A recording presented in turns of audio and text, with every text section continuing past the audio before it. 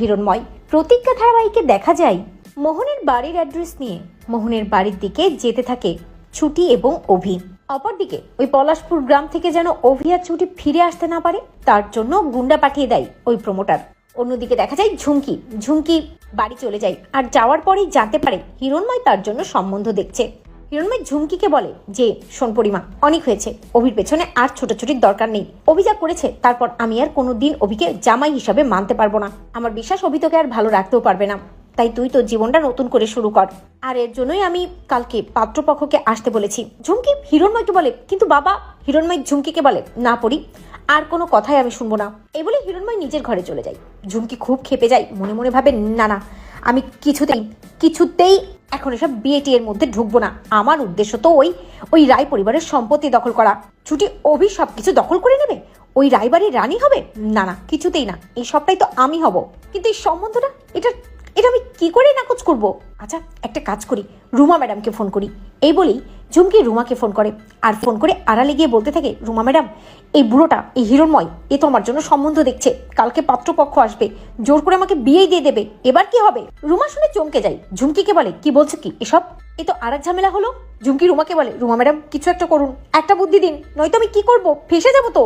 অপরদিকে দেখা যায় হিরণময় ঘরে বসে ভাবতে থাকে যে মেয়েটাকে একটু বেশি বলে ফেললাম, পরীর আবার মন খারাপ হয়নি তো? আচ্ছা দেখি তো মেয়েটা রাত্রে খেয়েছে কিনা। এই বলেই ঝুমকির ঘরের দিকে যেতে থাকে হিরণময়। তখনই শুনতে পাই ঝুমকি রাত্রিবেলা ফিস করে কার সাথে কথা বলছে। কিছুটা অবাক হয়ে হিরণময় ভাবতে থাকে এত রাতে পরী কার সাথে কথা বলছে। আড়ালে দাঁড়িয়ে হিরণময় শোনার চেষ্টা করে। স্পষ্ট শুনতে পাই হিরণময় ঝুমকি ফোনে বলতে থাকে, রুমা ম্যাডাম, ওই হিরণময় উকিলের নিজের মেয়ে তো অভিমন্যুকে ঠিকই বিয়ে করেছে। পরী আর অভি তো বিয়ে হয়ে গেছে, আমি নকল পরী হয়ে ফেসে গেলাম।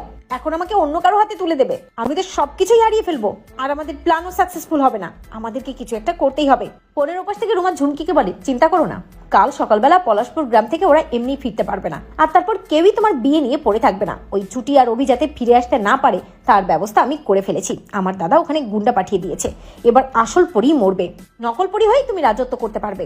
অন্যদিকে ঝুমকি শুনে খুশি হয়ে বলতে থাকে, সত্যি বলছেন রুমা ম্যাডাম? বুড়োটা তো জানেই না যে ছুটি আসল পরী, আর আসল পরী এবার গুন্ডাদের হাতে মরবে।